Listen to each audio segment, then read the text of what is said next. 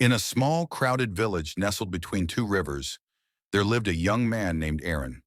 While others found joy in trading goods, gossiping at the market, and feasting during festivals, Arun found no satisfaction in the rhythm of everyday life. He felt like a guest in his own skin, restless, questioning, and always searching. The elders called it youthful confusion. His friends called it arrogance. But Arun knew what he felt was deeper, an ache, a hollowness he could not explain. One night, as a storm brewed above the horizon, Arun wandered to the edge of the village, where the land met the ancient path to the northern mountains. Legends spoke of a monk who lived beyond the clouds, a guardian of a flame that never dies. Some called him a myth, others a madman. To Aaron, he was a possibility. The next morning, without a word to anyone, Aaron took a satchel, a blanket, and left. The mountain path was not welcoming. It was steep, cold, and cruel. For days, Aaron climbed with bleeding feet and an empty stomach. Doubts danced in his mind. What if the monk isn't real? What if I die here alone? But just as hope began to fade, he saw it, a stone temple carved into the cliffside, smoke rising gently from a chimney. There, sitting beside a small fire, was the monk, older than time, with eyes like still water, and a presence that silenced all questions. "Why have you come?" the monk asked. "To learn," Aaron replied. "Number you have come to unlearn." From that moment, Aaron's training began, not in chants or rituals, but in silence, sweeping, chopping wood, and waking before the stars. He wasn't given answers. He was given chores. He wasn't taught scriptures. He was taught how to breathe. Each time he asked a question, the monk pointed to the fire and said, "Watch." Discipline, Aaron learned, was not punishment. It was precision. It was the art of not giving in to every craving. It was the sacred act of choosing clarity over comfort.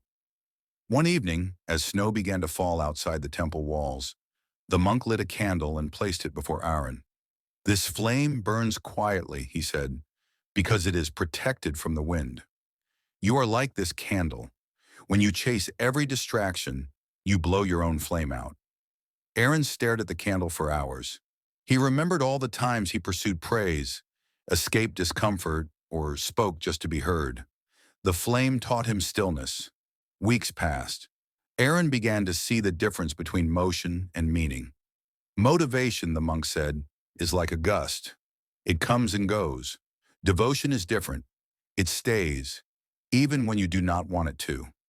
Real strength, the monk whispered, is when you do what must be done, even when no one watches, and even when your mind begs you not to. Aaron began to change. The monk sent Aaron down to the nearby village to help rebuild a school destroyed by landslides. Aaron had not spoken to strangers in months. The noise overwhelmed him. The villagers offered him sweet tea, compliments, and curious questions. Praise began to feel warm. Comfort began to call him back. For a brief moment, he considered staying. But that night, as he stared at his reflection in a muddy puddle, he saw pride creeping in. The pride of being different, the ego of being humble. He remembered the monk's words, "Even service can become a mask." Arun returned to the mountain, not with pride, but with humility. He now knew how easy it was to confuse applause with alignment. By the temple's spring, the monk handed Aaron a bowl and said, "Fill it and sit. Watch the water." For hours, Arun stared at the bowl. At first, the surface rippled with every breeze, every movement of his breath. But when he sat completely still, so did the water. "In stillness," said the monk, "truth reflects itself." They spoke of the ego, of the mask people wear, the funny one, the clever one, the victim. Aaron saw his own masks fall one by one. The monk told him a story. Inside every man are two wolves. One is anger, fear, and pride. The other is peace, love, and patience. "Which one win?" Aaron asked. "The one you feed," the monk smiled. Aaron wept for the first time, not from sorrow but from recognition. Winter arrived like a whisper. One night the cold seeped into Aaron's bones. Memories of his family, Old regrets and hidden pains surged forward like a storm. "I am nothing," he cried. "I have no purpose." The monk sat beside him and said nothing. After hours of silence, he said, "You are not the storm. You are the sky that holds it." Arun closed his eyes. In the stillness, he let go of his name, his story, his need to be someone. And in that letting go, he felt peace. Not the fleeting kind, but the eternal one that comes when the self no longer argues with life. One night, lightning struck the temple roof. Wind howled, rain poured. The eternal flame, kept alive for generations, flickered and threatened to die. The monk stood and said, "Go, protect it." Alone, Aaron shielded the flame with his body. He used his robe to block the wind, his own breath to nurture its light.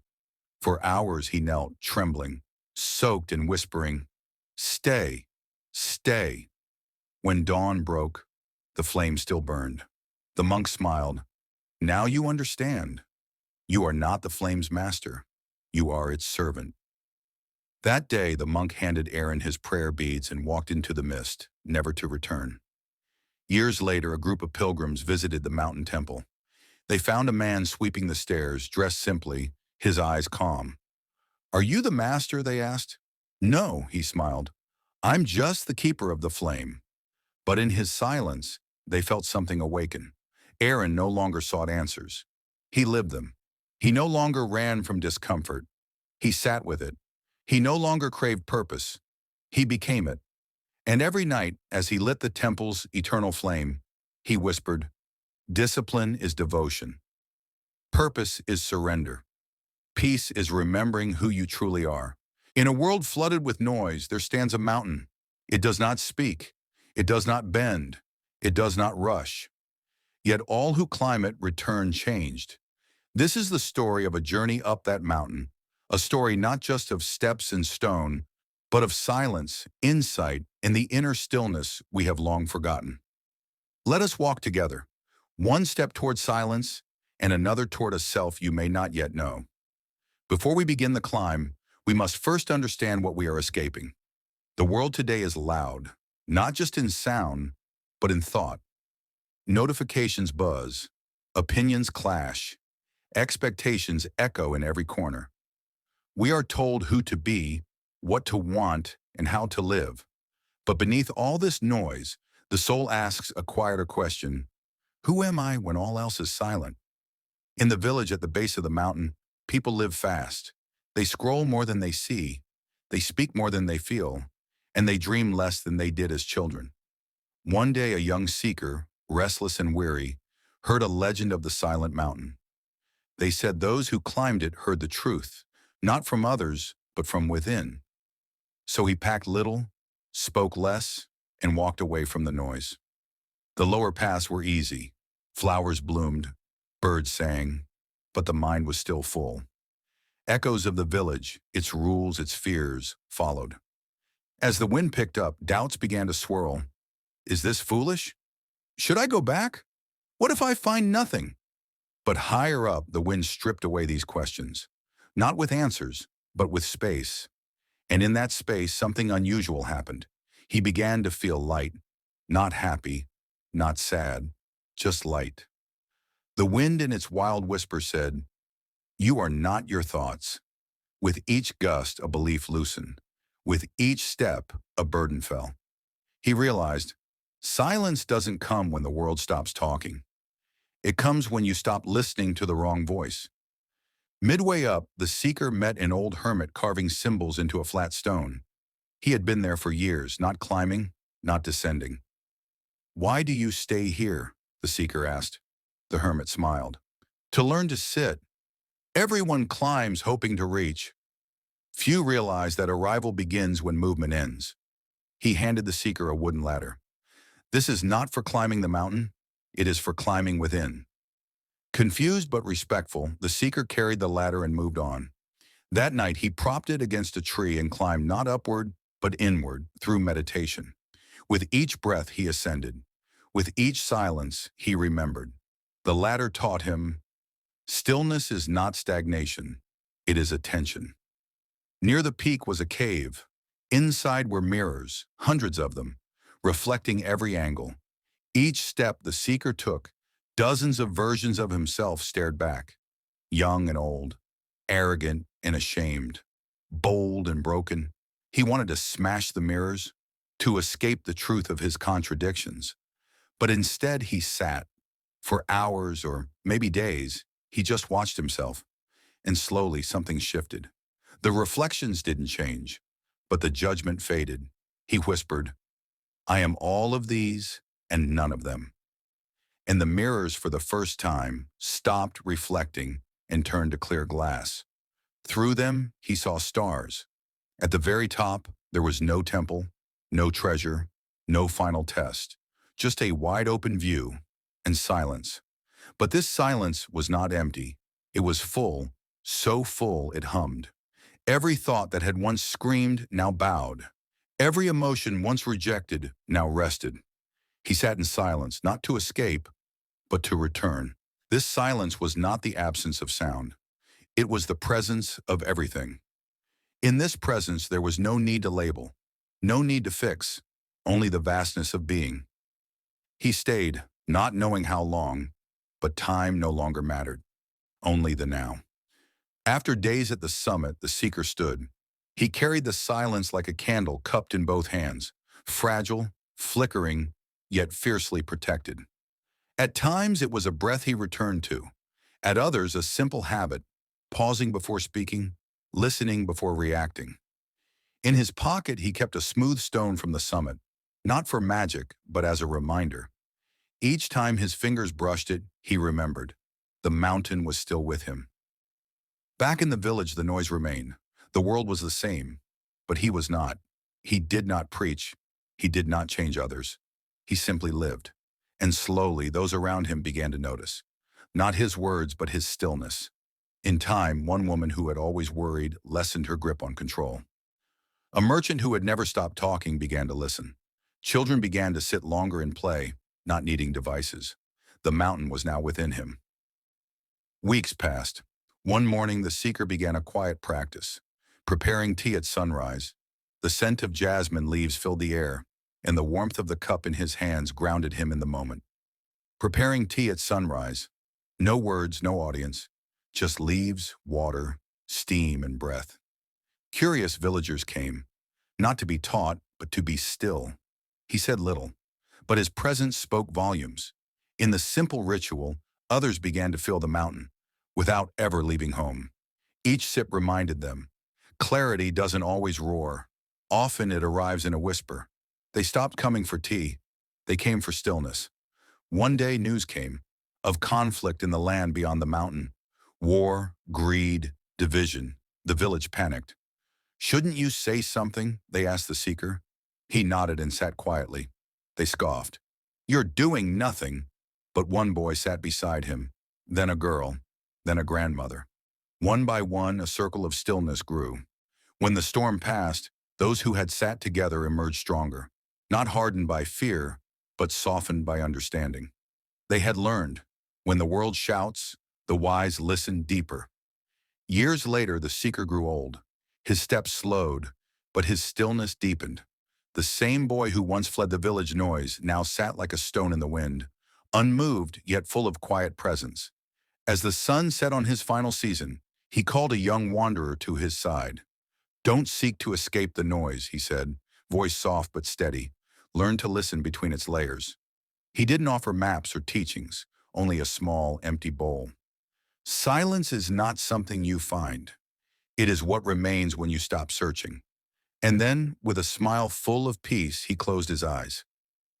He left no monument, only moments deeply remembered. The morning teas, the paused breaths, the softened storms. And in time, the villagers spoke not of a man who died, but of one who became the very mountain he once climbed. His final gift was not a lesson, but a legacy of presence, a quiet echo that still stirs the air long after the voice is gone. He called a young wanderer and said, "Don't seek to escape the noise. Learn to listen between its layers." He gave no maps, no scrolls, just a bowl. Silence is not something you find. It is what remains when you stop searching. Then he smiled, closed his eyes, and became the mountain. Long after the seeker passed, the village still held morning tea. Children played in silence before sunrise. Merchants paused between deals. The mountain was not a place anymore. It was a way. New seekers climbed, but not always with feet. Some through breath, others through brush and ink, others still through service. Each found their own summit, and each returned with silence cupped in their palms, just as he once had. We do not all have the luxury to leave our lives and climb a distant mountain, but we can all seek silence. We can all step back from the noise. There is a silent mountain in each of us, waiting, not to be conquered, but to be remembered. Let this story be your map. Where is your mountain waiting to be remembered? Let silence be your compass. And when you are ready, climb, not up, but in. Where is your mountain waiting to be remembered? Epilogue. The thread of stillness. A monk once said, "True silence is not the absence of sound, it is the presence of self."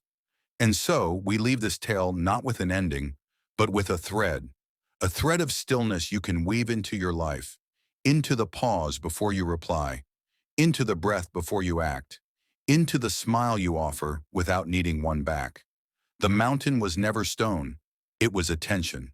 And attention, true, undivided attention, is the rarest silence of all.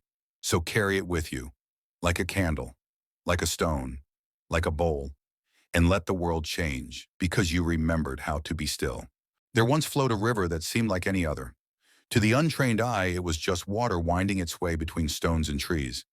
But to those who sat long enough by its banks, those who truly listened, it whispered something far more profound. Stories of change, stories of return, and stories of the self.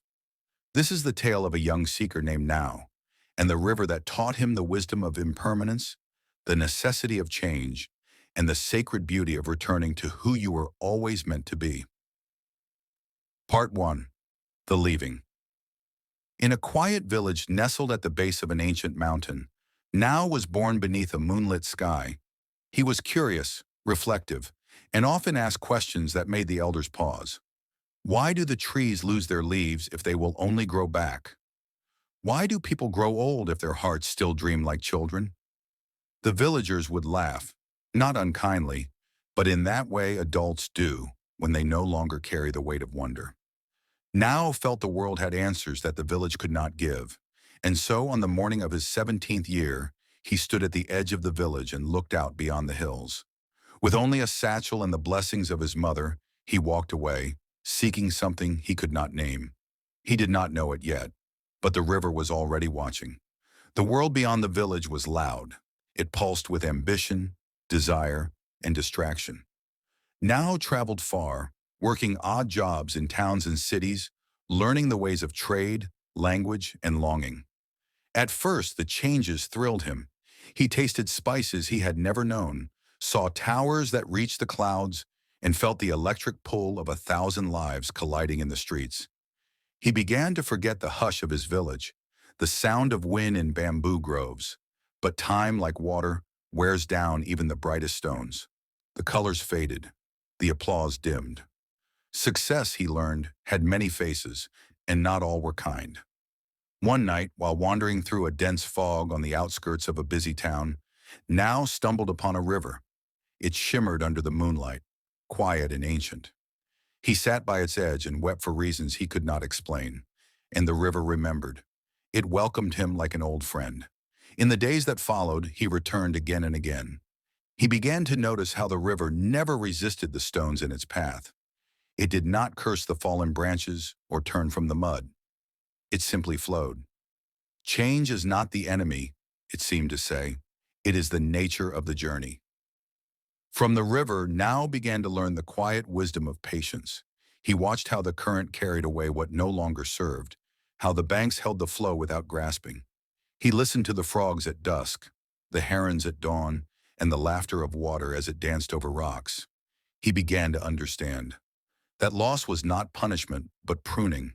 That silence was not emptiness, but space for something new. That not all who wander are lost, but some are simply learning the shape of their soul. Years passed. now became known to the villagers nearby as the River Monk. Though he wore no robe and carried no scriptures, people came to sit with him, not for answers, but for presence. And always the river remembered. One spring morning, after a dream of his mother's hands and the scent of mountain rain, now felt a stirring. It was time to return. The walk back was different. The world had not changed, but he had. He saw beauty where once he saw only need. He greeted people not with expectation, but with peace. When he arrived at the village, he stood quietly under the old cherry tree by the gate. Children ran past him. A woman weaving mats looked up and gasped. "Now? Is that you?" He smiled. "I have returned." His mother, now grayer, now slower, embraced him with tears and laughter. He helped rebuild their home, sat with the elders and told stories, not of grandeur, but of the river and its remembering. As years turned, now taught the children how to listen to the wind, how to read the clouds, and how to honor silence. He would often say, "The river does not forget its source, and neither should we. You may go far, you may change shape 1,000 times, but the water within you remembers." He became the elder that once eluded him, and when his time came, he asked only to be buried by the river that saved him. They say if you sit by that river still and close your eyes, you can hear a voice in the water. Not loud, not urgent, but steady. Like a memory, like a return, like a river that remembers. You too are the river. You may twist, change, and wander through valleys unknown.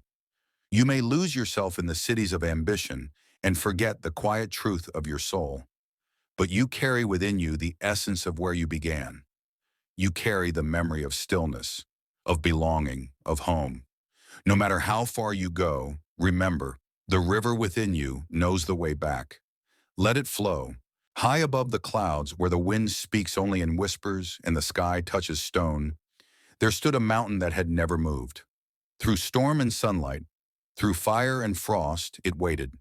Not for something to arrive, not for something to end, but for someone to listen. This is the story of a man named Raku, a restless soul in search of greatness, and the mountain that taught him the quiet power of stillness, the wisdom of presence, and the kind of strength that does not shout but endures. Raku was born in a town that never slept. From a young age, he ran. He ran to be first. He ran to be seen.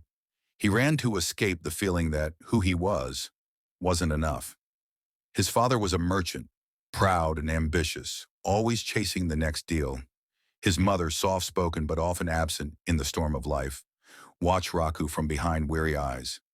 "If you want to be somebody," his father told him, "you must always be moving."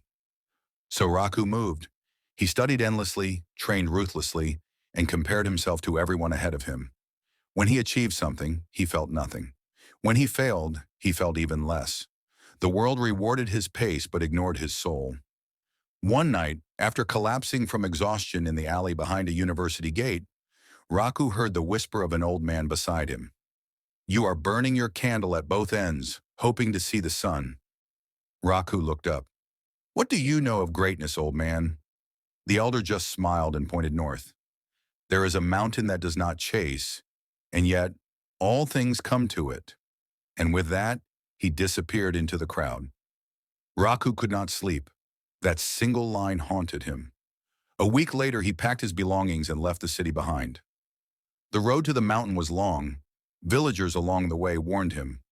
That mountain swallows men. Many climb it. Few return. But Raku was not afraid of hardship. He was afraid of being ordinary. He believed that if he could conquer the mountain, he would finally become something more. He climbed with urgency. He raced past trees that twisted in silence. He ignored the birds, the wind, the waterfalls. All he saw was the summit. Days turned to weeks. Food grew scarce. The terrain grew steep. But still he pushed. When he finally reached a high plateau shrouded in mist, he collapsed. There was no summit, only a vast field of stone, no shrine, no treasure, no sign of glory. "Is this it?" he shouted. The wind offered no reply. For the first time in his life, he had nowhere higher to climb. The mountain did not speak. It did not comfort. It simply was. Raku waited for a revelation. He expected a voice from the heavens, a bolt of insight. Nothing came. He grew bitter, angry, then exhausted. With no answers and nowhere to go, he built a small shelter with fallen wood and stone. He waited not out of choice, but because he had nothing left to chase. Days passed, then weeks, then months, and slowly the silence began to speak. He noticed how the mountain did not resist the snow, how it bore the heat without complaint, how it gave no sign of effort, and yet it shaped the weather, the rivers, even the flight of birds. He watched the way clouds kissed its peak. He saw how foxes, deer, and even predators coexisted in its shadow. The mountain did not lead by force, it led by being, and in its being all found place.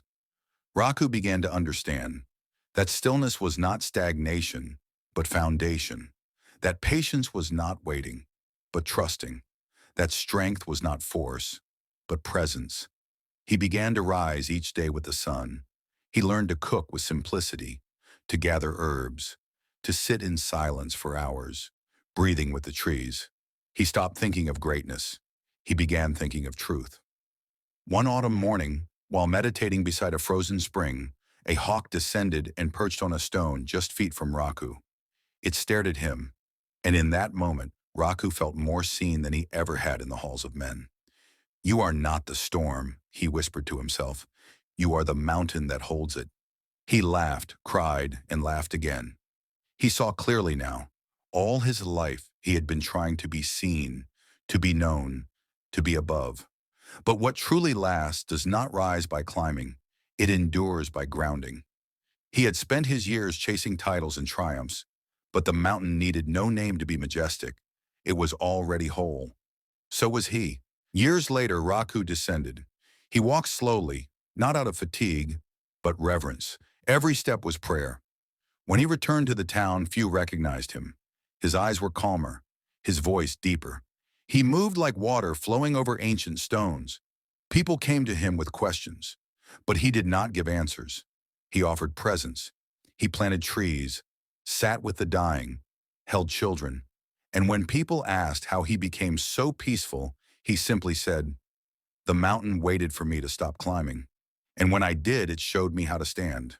He became a quiet teacher, a grounded soul in a world addicted to motion. And those who sat long enough in his presence felt something they hadn't in years: stillness, strength, truth. You do not need to conquer the world to become great. You do not need to be seen to be worthy. Be like the mountain, silent but unshakable, present but powerful. Wait, not because you are lost, but because you are found. The world will come to you in time, not for your noise, but for your peace. You are the mountain. Stand,